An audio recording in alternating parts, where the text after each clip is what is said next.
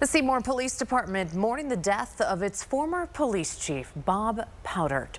He retired from the force in 2020 after serving nearly 4 years with the department.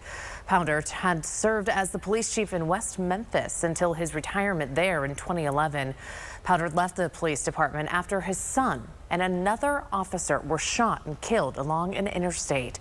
The police department released a statement saying Chief Powdert dedicated his life to public service and the protection of others.